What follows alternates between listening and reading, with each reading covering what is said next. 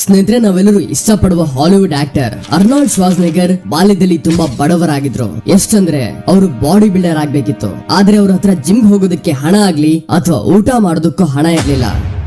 ಅದಕ್ಕೆ ಅವರು ಬಾಲ್ಯದಲ್ಲಿ ತಮ್ಮ ಕಾಲೇಜ್ ದಿನಗಳಲ್ಲಿ ಓದ್ಕೊಂಡು ಒಂದು ಕನ್ಸ್ಟ್ರಕ್ಷನ್ ಕಂಪನಿಲು ಕೆಲಸ ಮಾಡ್ತಿದ್ರು. ಮತ್ತೆ ಯಾವ ಎಕ್ಸ್ಟ್ರಾ ಟೈಮ್ ಸಿಗ್ತಿತ್ತೋ ಆಗ್ಲೇ ಅವರು ತಮ್ಮ ಬಾಡಿ ಬೆಳೆಸ್ತಿದ್ರು. ಪರಿಸ್ಥಿತಿಗಳು ಎಷ್ಟು ಕೆಟ್ಟಿತ್ತಂದ್ರೆ ರಾತ್ರಿ ಸರಿಯಾಗಿ ಮಲಗೋದಕ್ಕೂ ಸಮಯ ಸಿಗ್ತಿರ್ಲಿಲ್ಲ. ಆದ್ರೆ ಅವರು ತಮ್ಮ ಕನಸನ್ನ ಪೂರ್ತಿ ಮಾಡೋದಕ್ಕೆ ಸ್ವತಃ ತಮ್ಮನ್ನೇ ಶ್ರಮಕ್ಕೆ ಅರ್ಪಿಸಿದ್ರು. ಮತ್ತೆ 20 ವರ್ಷದ ವಯಸ್ಸಲ್ಲಿ ಮಿಸ್ಟರ್ ಯೂನಿವರ್ಸ್ ಆಗೋದ್ರು. ಅದರ ನಂತರ ತುಂಬಾ ಲೋಕಪ್ರಿಯವಾದ ಬಾಡಿ ಬಿಲ್ಡರ್ ಆದ್ರು. ಮತ್ತೆ ಹಾಲಿವುಡ್ ನ ಎಲ್ಲಕ್ಕಿಂತ ತುಂಬಾ ದೊಡ್ಡ ಆಕ್ಷನ್ ಆಕ್ಟರ್, ಹಾಗೆ ಕ್ಯಾಲಿಫೋರ್ನಿಯಾದ ಗವರ್ನರ್. ಆದ್ರೆ ಇಷ್ಟೆಲ್ಲ ಪಡ್ಕೊಂಡ ಮೇಲೂ ಇವತ್ತು 78ನ ವಯಸ್ಸಲ್ಲೂ ಅವರು ತುಂಬಾ ಹಾರ್ಡ್ ವರ್ಕ್ ಮಾಡ್ತಾರೆ. ತಮ್ಮ ಜೀವನದ ಏಳು ಬೀಳಿನ ಸಂದರ್ಭಗಳನ್ನ, ಜ್ಞಾನವನ್ನ, ಒಳ್ಳೆಯದು ಕೆಟ್ಟದ್ದನ್ನ ಅವರು ಒಂದು ಈವೆಂಟ್ ಅಲ್ಲಿ ಕೇವಲ 10 ನಿಮಿಷದಲ್ಲಿ ಒಂದು ಈ ರೀತಿ ಸ್ಪೀಚ್ ಕೊಟ್ಟಿದ್ರು. ಅದು ಇವತ್ತಿನ ತನಕ ಲಕ್ಷಾಂತರನಲ್ಲ, ಬದಲಿಗೆ ಕೋಟ್ಯಾಂತರ ಜನರ ಜೀವನನ ಬದಲಿಸಿಟ್ಟಿದೆ. ಆದ್ರೆ ಅರ್ನಾಲ್ಡ್ ಈ ಸ್ಪೀಚ್ ನ ಇಂಗ್ಲಿಷ್ ಅಲ್ಲಿ ಹೇಳಿದ್ದಾರೆ. ಮತ್ತೆ ನಮ್ಮ ಮಾತೃಭಾಷೆ ಕನ್ನಡ ಅಲ್ವಾ, ಅದಕ್ಕೆ ನಮ್ಮಲ್ಲಿ ಸಾಕಷ್ಟು ಜನರಿಗೆ ಈ ಸ್ಪೀಚ್ ಅರ್ಥ ಮಾಡ್ಕೊಳ್ಳೋದಕ್ಕೆ ತೊಂದರೆ ಆಗುತ್ತೆ. ಅದಕ್ಕೆ ಇವತ್ತು ನಾನು ಅರ್ನಾಲ್ಡ್ ನ ಇದೇ ಪವರ್ ಡೇ ಸ್ಪೀಚ್ ನ ಕನ್ನಡದಲ್ಲಿ ಅನುವಾದ ಮಾಡ್ತಿದ್ದೀನಿ. ಇದರಲ್ಲಿ ಎಲ್ಲಾ ಶಬ್ದಗಳು ಅರ್ನಾಲ್ಡ್ ಆಗಿರುತ್ತೆ, ಆದ್ರೆ ಧ್ವನಿ ನನ್ನದಿರುತ್ತೆ. ಇವತ್ತು ನಾನು ಇಲ್ಲಿ ಸಫಲತೆ ಬಗ್ಗೆ ಮಾತಾಡೋದಕ್ಕೆ ಬಂದಿದ್ದೀನಿ. I'm here to talk about success.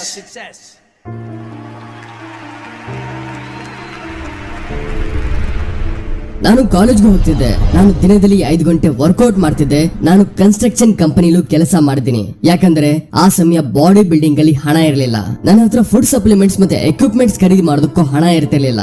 ಇದೆಲ್ಲರ ಜೊತೆ ನಾನು ಕಾಲೇಜ್ಗೆ ಹೋಗ್ತಿದ್ದೆ, ಜಿಮ್ ಮಾಡ್ತಿದ್ದೆ. ಮತ್ತೆ ವಾರದಲ್ಲಿ 4 ದಿನ ರಾತ್ರಿ 8 ರಿಂದ 12 ಗಂಟೆ ತನಕ ಆಕ್ಟಿಂಗ್ ಕ್ಲಾಸಸ್ ಕೂಡ ತಗೋತಿದ್ದೆ. ಮತ್ತೆ ಇಷ್ಟೆಲ್ಲ ಮಾಡಿದ ಮೇಲೂ ನಾನು 1 ನಿಮಿಷಕ್ಕೂ ಖಾಲಿ ಟೈಮ್ ತೆಗೆದು ರಿಲ್ಯಾಕ್ಸ್ ಮಾಡುವ ಕಾರಣ ಯಾವತ್ತೂ ಕೊಡ್ಲಿಲ್ಲ. ನಾನು ಟೈಮ್ ವೇಸ್ಟ್ ಮಾಡ್ಲಿಲ್ಲ.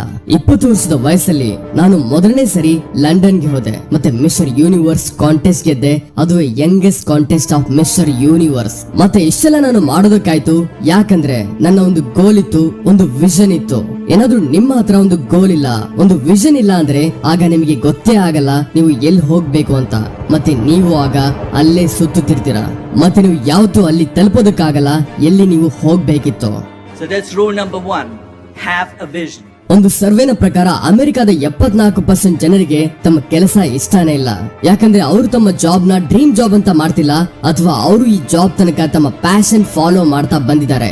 ಇಲ್ಲ, ಬದಲಿಗೆ ಅವರು ಯಾವುದೇ ಗೋಲ್ ಇಲ್ಲದೆ, ಯಾವುದೇ ಡೈರೆಕ್ಷನ್ ಇಲ್ಲದೆ ತಿರುಗ್ತಿದ್ರು. ಅವರಿಗೆ ಅಲ್ಲಿ ಇಲ್ಲಿ ಕೆಲವು ಕಡೆ ತುಂಬಾ ಜಾಬ್ ಓಪನಿಂಗ್ಸ್ ಕಾಣ್ತು. ಅದಕ್ಕೆ ಅವ್ರಿಗೆ ಅನ್ಸ್ತು ಇದಕ್ಕೆ ನಾನು ಅಪ್ಲೈ ಮಾಡ್ಬೇಕು ಅಂತ ಅಪ್ಲೈನು ಮಾಡಿದ್ರು. ಮತ್ತೆ ಯಾವುದೋ ಒಂದ್ರಲ್ಲಿ ಸೆಲೆಕ್ಟ್ ಆಗಿದ ತಕ್ಷಣ ಕೆಲಸ ಮಾಡೋದನ್ನು ಶುರು ಮಾಡಿದ್ರು. ಯಾಕಂದ್ರೆ ಸೀದಾ ಮಾತು, ಬಿಲ್ಸ್ ಪೇ ಮಾಡೋದಕ್ಕೆ ಕೆಲಸನ ಮಾಡ್ಲೇಬೇಕಾಗತ್ತೆ. ಅದಕ್ಕೆ ಅವರು ಕೆಲಸ ಶುರು ಮಾಡಿದ್ರು. ಆದ್ರೆ ಯಾವಾಗ ಕೆಲಸ ಮಾಡೋದನ್ನ ಶುರು ಮಾಡಿದ್ರು ಆಗ ಅವ್ರಿಗೆ ಕೆಲಸ ಮಾಡ್ತಾ ಮಾಡ್ತಾ ಅರ್ಥ ಆಗತ್ತೆ ಇದಂತೂ ಒಂದು ಬೋರಿಂಗ್ ರೊಟೀನ್ ಆಗೋಯ್ತು. ಕೆಲಸ ಮಾಡೋದ್ರಲ್ಲಿ ಮಜಾ ಬರ್ತಿರ್ಲಿಲ್ಲ. ಈಗ ಏನ್ ಮಾಡ್ತಾರೆ ಈ ಜನ ಯೋಚನೆ ಮಾಡಿ ನೋಡಿ. ಕೇವಲ 26% ಜನ ತಮ್ಮ ಕೆಲಸನ ಇಷ್ಟ ಪಡ್ತಾರೆ ಮತ್ತೆ ಅದನ್ನ ಪೂರ್ತಿ ಪ್ಯಾಷನ್ ಜೊತೆ ಮಾಡ್ತಿದ್ದಾರೆ. ಕೇವಲ 26% ಜನ ನನಗೆ ಕೇಳ್ತಿದ್ರು, ಯಾವಾಗ ನಾನು ಗಂಟೆಗಳ ತನಕ ಹೆವಿ ವರ್ಕೌಟ್ ಮಾಡ್ತಿದ್ನೋ ಆಗ ಜನ ನನಗೆ ನೋಡಿ ಹೇಳ್ತಿದ್ರು, ನೀವು 5 ಗಂಟೆ 6 ಗಂಟೆ ವರ್ಕೌಟ್ ಮಾಡ್ತೀರಾ, ಆದ್ರೆ ನಿಮ್ಮ ಮುಖದ ಮೇಲೆ ಸದಾ ಒಂದು ಸ್ಮೈಲ್ ಕಾಣುತ್ತೆ. ಬದಲಿಗೆ ಬೇರೆ ಜನ ನಿಮ್ಮಷ್ಟು ಶ್ರಮ ಪಡೋರು ಅವ್ರ ಮುಖ ಯಾವತ್ತೂ ಇಳ್ದಿರುತ್ತೆ. ಈ ರೀತಿ ಯಾಕಾಗತ್ತೆ? ಆಗ ನಾನ್ ಹೇಳ್ದೆ, ನನಗೇನೇನೋ ಒಂದು ಟಾರ್ಗೆಟ್ ಕಾಣಿಸುತ್ತೆ ಮತ್ತೆ ನಾನು ಆ ಟಾರ್ಗೆಟ್ ಗೋಸ್ಕರ ಇದನ್ನೆಲ್ಲ ಮಾಡ್ತೀನಿ. ಇದರ ಕಾರಣದಿಂದ ನನಗೆ ಸುಸ್ತು ಆಗಲ್ಲ, ಬದಲಿಗೆ ಖುಷಿ ಆಗುತ್ತೆ. ಮತ್ತೆ ಅದಕ್ಕೆ ಸದಾ ನನ್ನ ಮುಖದಲ್ಲಿ ಒಂದು ನಗು ಇರುತ್ತೆ. ಸಿಂಪಲ್. ನನ್ನ ಮುಂದೆ ಮಿಸ್ಟರ್ ಯೂನಿವರ್ಸ್ ನ ಗೋಲ್ ಇತ್ತು. ನನ್ನ ಪ್ರತಿಯೊಂದು ರೆಪಿಟೇಷನ್, ಪ್ರತಿಯೊಂದು ಸೆಟ್ ನ ಎಕ್ಸರ್ಸೈಸ್ ನನಗೆ ಆ ಗೋಲ್ ಕಡೆ ಒಂದು ಹೆಜ್ಜೆ ಇನ್ನೂ ಹತ್ರ ಕರ್ಕೊಂಡು ಹೋಗ್ತಿತ್ತು. ನಾನು ಎಕ್ಸೈಟ್ಮೆಂಟ್ ಕಾರಣದಿಂದ ರಾತ್ರಿ ಮಲಗೋದಕ್ಕಾಗ್ತಿರ್ಲಿಲ್ಲ. ನಾನು ಯೋಚಿಸ್ತಿರ್ತಿದ್ದೆ ಯಾವಾಗ ಬೆಳಿಗ್ಗೆ ಹೋಗಿ 500 ಪೌಂಡ್ ನ ಸ್ಕ್ವಾಟ್ ಹೊಡಿತೀನೋ ಅಂತ.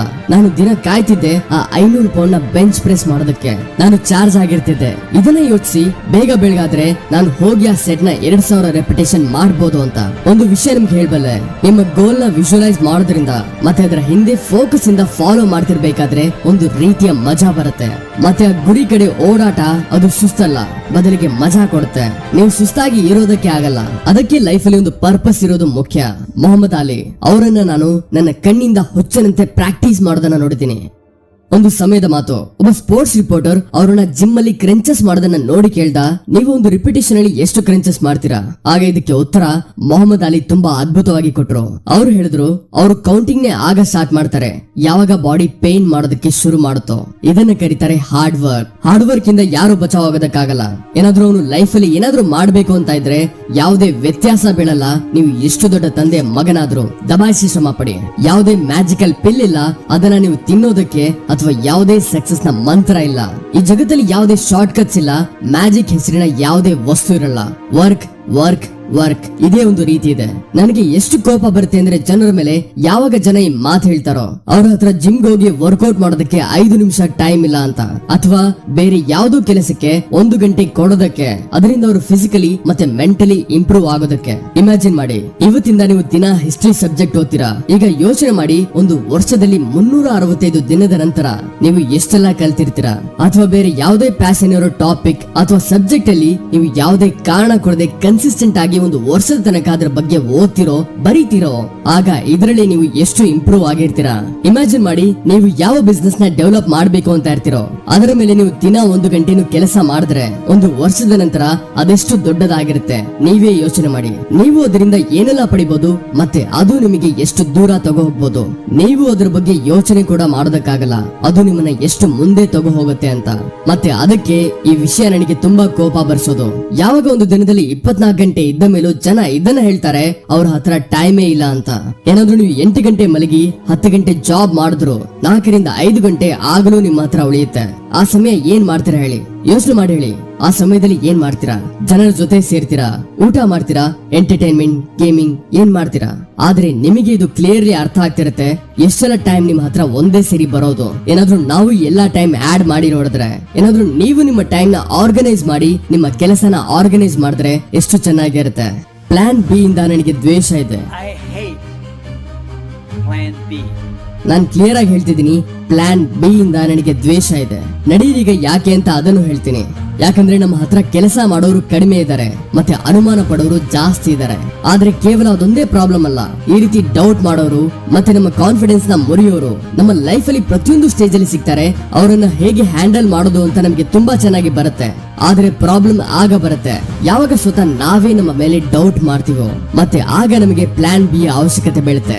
ಮತ್ತೆ ಇದೇ ಎಲ್ಲಕ್ಕಿಂತ ಡೇಂಜರಸ್ ಸೆಲ್ಫ್ ಡೌಟ್. ಯಾಕಂದ್ರೆ ಈಗ ನೀವು ಇದನ್ನ ಹೇಳ್ತಿದ್ದೀರಾ, ಏನಾದ್ರೂ ನನ್ನ ಪ್ಲಾನ್ ವರ್ಕ್ ಮಾಡ್ಲಿಲ್ಲ ಅಂದ್ರೆ ಆಗ ನನ್ನ ಹತ್ರ ಬ್ಯಾಕಪ್ ಅಲ್ಲಿ ಪ್ಲಾನ್ ಬಿ ಇರಬೇಕು. ಮತ್ತೆ ಈಗ ಅದು ನನ್ನ ಹತ್ರ ಇದೆ ಅಂದ್ರೆ, ಯಾವಾಗ ನೀವು ಪ್ಲಾನ್ ಬಿ ಬಗ್ಗೆ ಯೋಚಿಸೋದು ಶುರು ಮಾಡಿದ್ರೋ ನಿಮ್ಮ ಎನರ್ಜಿ, ನಿಮ್ಮ ಪೂರ್ತಿ ಅಟೆನ್ಷನ್ ಯಾವ ಕಡೆ ಡೈವರ್ಟ್ ಆಯ್ತಂದ್ರೆ ಪ್ಲಾನ್ ಬಿ ಕಡೆ. ಮತ್ತೆ ಇದು ಒಂದು ಎಲ್ಲಕ್ಕಿಂತ ದೊಡ್ಡ ಅಪರಾಧ. ಈಗ ಏನಾದ್ರೂ ನೀವು ಪ್ಲಾನ್ ಎ ಮಾಡ್ತಿರ್ಬೇಕಾದ್ರೆ ಅಥವಾ ಪ್ಲಾನ್ ಎ ಮಾಡೋದಕ್ಕಿಂತ ಮುಂಚೆ ಪ್ಲಾನ್ ಬಿ ಬಗ್ಗೆ ಯೋಚಿಸಿದ್ರೆ, ಆಗ ಇದರ ಅರ್ಥ ಏನಾಯ್ತಂದ್ರೆ ನೀವು ಪ್ಲಾನ್ ಎಗೆ 100% ಕೊಟ್ಟೇ ಇಲ್ಲ. ಮತ್ತೆ ಯಾವಾಗ 100% ಎಫರ್ಟ್ ಹಾಕೇ ಇಲ್ವೋ ಆಗ ಅದಂತೂ ಫೇಲ್ ಆಗತ್ತಲ್ವಾ? ಖಂಡಿತ ಆಗತ್ತೆ, ಬಹುಶಃ ಅಲ್ಲ ಖಂಡಿತ ಆಗೇ ಆಗತ್ತೆ. ಮತ್ತೆ ಒಂದು ಮಾತನ್ನ ನೆನ್ಪಿಡಿ, ಯಾವಾಗ ನಾವು ಯಾವುದೇ ಸೇಫ್ಟಿ ನೆಟ್ ಇಲ್ದೆ ಆಡ್ತೀವೋ ಆಗ ನಾವು ತುಂಬಾ ಚೆನ್ನಾಗಿ ಪರ್ಫಾರ್ಮ್ ಮಾಡೋದಕ್ಕಾಗತ್ತೆ. ಒಂದು ಪ್ರೊಡಕ್ಟಿವಿಟಿ ಪ್ರೆಷರ್ ಇಡುತ್ತೆ ನಮ್ಮ ಮೇಲೆ, ಅದು ನಮ್ಮನ್ನ 100% ಕೊಡೋದ್ರ ಮೇಲೆ ಒತ್ತಾಯ ಮಾಡೋದು. ಅದಕ್ಕೆ ಏನಾದ್ರೂ ನಿಮ್ಮ ಹತ್ರ ಪ್ಲಾನ್ ಬಿ ಇದ್ರೆ ಆಗ ಖುಷಿ ಆಗ್ಬೇಡಿ. ಅರೆ ವಾ, ನನ್ನ ಹತ್ರ ಪ್ಲಾನ್ ಬಿ ಇದೆ, ಏನಾದ್ರೂ ನನ್ನ ಪ್ಲಾನ್ ಎ ಫೇಲ್ ಆದ್ರೂ ನಾನು ಸೇಫ್, ನನಗೆ ಏನೂ ಆಗಲ್ಲ, ನನ್ನ ಹತ್ರ ಪ್ಲಾನ್ ಬಿ ಇದೆ, ಅದನ್ನ ಶುರು ಮಾಡ್ತೀನಿ. ಇದು ಯಾವುದೇ ಒಳ್ಳೆ ವಿಷಯ ಅಲ್ಲ. ಇದರ ಮೇಲೆ ನನಗೆ ದ್ವೇಷ ಇದೆ. ಈ ಆಟಿಟ್ಯೂಡ್ ಇಂದ ಕೆಲಸ ಮಾಡೋದ್ರಿಂದ ನಿಮ್ಮ ಪ್ಲಾನ್ ಬಿ ಮತ್ತೆ ಪ್ಲಾನ್ ಎ ಆಗೋಗುತ್ತೆ, ಅದು ಮತ್ತೊಂದು ಸರಿ ಫೇಲ್ ಆಗೋದು. ನಾನ್ ನಿಮ್ಗೆ ನಿಜ ಹೇಳ್ತಿದ್ದೀನಿ, ನನ್ನ ಲೈಫ್ ಅಲ್ಲಿ ನನ್ನ ಹತ್ರ ಯಾವತ್ತೂ ಪ್ಲಾನ್ ಬಿ ಇರ್ಲಿಲ್ಲ. ನಾನು ಮೊದಲೇ ಕಮಿಟ್ ಆಗಿದ್ದೆ, ಫುಲ್ ಟೈಮ್ ಬಾಡಿ ಬಿಲ್ಡರ್ ಆಗ್ಬೇಕು ಅಂದ್ರೆ ಆಗ್ಬೇಕು. ನಾನು ನನಗೆ ಫುಲ್ ಕಮಿಟ್ಮೆಂಟ್ ಕೊಟ್ಟೆ, ನಾನು ಅಮೆರಿಕಾದಲ್ಲಿ ಸರ್ವೇ ಮಾಡಿ ತೋರಿಸ್ತೀನಿ ಅಂತ. ನನಗೆ ನಾನು ಫುಲ್ ಕಮಿಟ್ಮೆಂಟ್ ಕೊಟ್ಟೆ, ನಾನು ಶೋ ಬಿಸ್ನೆಸ್ ಅಂದ್ರೆ ಫಿಲ್ಮ್ ಅಲ್ಲಿ ಬರ್ತೀನಿ, ಅದುವೇ ಲೀಡಿಂಗ್ ರೋಲ್ ಅಲ್ಲಿ. ನಾನು ಹಾರ್ಡ್ ವರ್ಕ್ ನ ಅಲ್ಲಿ ತನಕ ಮಾಡ್ತೀನಿ ಎಲ್ಲಿ ತನಕ ನಾನು ನನ್ನ ಗೋಲ್ ನ ಅಚೀವ್ ಮಾಡೋದಿಲ್ವೋ. ಸೇಮ್ ರೂಲ್ ನ ನಾನು ಪೊಲಿಟಿಕಲ್ ಕೆರಿಯರ್ ಅಲ್ಲೂ ಫಾಲೋ ಮಾಡ್ದೆ. ಅದಕ್ಕೆ ಒಟ್ಟಾರೆ ನನಗೆ ಕೇಳಿದ್ರೆ ಪ್ಲಾನ್ ಬಿ ಇಟ್ಕೋಬೇಡಿ. ಯಾಕಂದ್ರೆ ಈ ರೀತಿ ಮಾಡೋದ್ರಿಂದ ಸ್ವತಃ ನೀವೇ ನಿಮಗೆ ನಷ್ಟ ಕೊಡ್ತೀರಾ, ಮತ್ತೆ ನಿಮ್ಮ ಸಕ್ಸಸ್ ಚಾನ್ಸ್ ನ ಇನ್ನೂ ಕಡಿಮೆ ಮಾಡ್ತಿದ್ದೀರಾ. ಜನ ಪ್ಲಾನ್ ಬಿ ಯಾಕೆ ಇಡ್ತಾರ ಗೊತ್ತಾ? ಯಾಕಂದ್ರೆ ಅವರಿಗೆ ಹೆದರಿಕೆ ಆಗತ್ತೆ, ಏನಾದ್ರೂ ನನ್ನ ಪ್ಲಾನ್ ಎ ಫೇಲ್ ಆದ್ರೆ ಏನಾಗತ್ತೆ ಅಂತ. ಮತ್ತೆ ಒಂದು ಮಾತ್ ನೆನಪಿಡಿ, ಸೋಲೋದ್ರಿಂದ ಹೆದರ್ಬೇಡಿ. ಯಾಕಂದ್ರೆ ಫೇಲ್ ಆಗೋದು ಯಾವುದೇ ಕೆಟ್ಟದ್ದಲ್ಲ. ದೊಡ್ಡ ದೊಡ್ಡ ವ್ಯಕ್ತಿಗಳು ಯಾರ ಬಗ್ಗೆ ನೀವೆಲ್ಲ ಕೇಳಿದಿರೋ ಅವರು ತುಂಬಾ ಸರಿ ಫೇಲ್ ಆದ ಮೇಲೆ ಅಲ್ಲಿ ಹೋಗಿ ತಲುಪಿದ್ದಾರೆ ಎಲ್ಲಿ ಅವರು ಇವತ್ತು ಇದ್ದಾರೋ. ನೀವು ಫೇಲ್ ಆಗ್ಲೇಬೇಕಾಗತ್ತೆ. ಏನಾದ್ರೂ ನೀವು ಸಕ್ಸಸ್ ಗಳ ಮೆಟ್ಟಿಲು ಹತ್ತಬೇಕಂದ್ರೆ ಈ ರೀತಿ ಯಾವುದೇ ಒಬ್ಬ ಸಕ್ಸಸ್ಫುಲ್ ವ್ಯಕ್ತಿ ಇಲ್ಲ ಅವನು ಫೇಲ್ ಆಗದೆ ಇರೋನು. ಯಾರು ಸೋಲೋದಕ್ಕೂ ಆಗಲ್ವೋ ಅವನು ಯಾವತ್ತೂ ಗೆಲ್ಲೋದಕ್ಕೂ ಆಗಲ್ಲ. ಸ್ನೇಹಿತರೆ, ಎಷ್ಟು ದೊಡ್ಡ ಫೇಲ್ಯೂರ್ಸ್ ಗಳಿರುತ್ತೋ ಅಷ್ಟೇ ದೊಡ್ಡ ಸಕ್ಸಸ್ ಇರುತ್ತೆ. ನಾವೆಲ್ಲ ಫೇಲ್ ಆಗ್ತೀವಿ, ಇಟ್ಸ್ ಓಕೆ. ಆದ್ರೆ ಯಾವ್ದು ಓಕೆ ಅಲ್ಲ ಗೊತ್ತಿದ್ಯಾ? ನಾನು ಹೇಳ್ತೀನಿ, ಸೋತ ಮೇಲೆ ಮತ್ತೆ ಇನ್ನೊಂದು ಸರಿ ಎದ್ದೇಳದಿರೋದು ಇದು ಓಕೆ ಅಲ್ಲ. ಮತ್ತೊಂದು ಸರಿ ಫೇಲ್ ಆಗೋ ಹೆದರಿಕೆಯಿಂದ ಎಫರ್ಟ್ ನ ಹಾಕದೇ ಇರೋದು ಇದು ಓಕೆ ಅಲ್ಲ. ನಮ್ಮ ಅದೃಷ್ಟದ ಮೇಲೆ ಅಥವಾ ಬೇರೆಯವರಿಗೆ ಬ್ಲೇಮ್ ಮಾಡೋದು ಇದು ಓಕೆ ಅಲ್ಲ. ನಿಮ್ಮ ವೀಕ್ ಪಾಯಿಂಟ್ಸ್ ಮೇಲೆ ಕೆಲಸ ಮಾಡದೇ ಇರೋದು ಇದು ಓಕೆ ಅಲ್ಲ. ಅದೇ ತಪ್ಪುಗಳನ್ನ ಮತ್ತೊಂದು ಸರಿ ಮಾಡೋದು ಇದು ಓಕೆ ಅಲ್ಲ. ಈ ರೀತಿ ವ್ಯಕ್ತಿ ಲೂಸರ್ ಇರ್ತಾರೆ. ವಿನ್ನರ್ಸ್ ಫೇಲ್ ಆಗ್ತಾರೆ, ಎದ್ದೇಳ್ತಾರೆ, ಫೇಲ್ ಆಗ್ತಾರೆ, ಮತ್ತೆ ಎದ್ದೇಳ್ತಾರೆ, ಸದಾ ಎದ್ದೇಳ್ತಾರೆ, ಮತ್ತೆ ಯಾವತ್ತೂ ಎದ್ದೇಳದ್ರಲ್ಲಿ ಫೇಲ್ ಆಗೋದಿಲ್ಲ. ಅವರೇ ನಿಜವಾದ ವಿನ್ನರ್. ಸೋಲೋ ಹೆದರಿಕೆಯಿಂದ ನೀವು ಅದನ್ನ ಮಾಡೋದಕ್ಕಾಗಲ್ಲ. ಯಾವ್ದನ್ನ ನೀವು ಮಾಡ್ಬೇಕು ಅಂತ ಹೇಳ್ತಿರೋ, relax, it's okay to fail. ಮತ್ತೊಂದ್ ಸರಿ ನಿಮ್ಮ ಕೈಲಿ ಎಷ್ಟಾಗುತ್ತೋ ಅಷ್ಟು ಎಫರ್ಟ್ ಹಾಕಿ. ಇವತ್ತಿಲ್ಲ ಅಂದ್ರೆ ನಾಳೆ ನಿಮ್ಮಿಂದ ಸಕ್ಸಸ್ ನ ಯಾರು ದೂರ ಮಾಡೋದಕ್ಕಾಗಲ್ಲ. ಯಾಕಂದ್ರೆ ಸಫಲತೆ ನಿಮ್ಮದಿದೆ. ಸ್ನೇಹಿತರೆ, ಹೋಪ್ ಅರ್ನಾಲ್ಡ್ ಶ್ವಾರ್ಜ್ನೆಗರ್ ಅವರ ಸ್ಪೀಚ್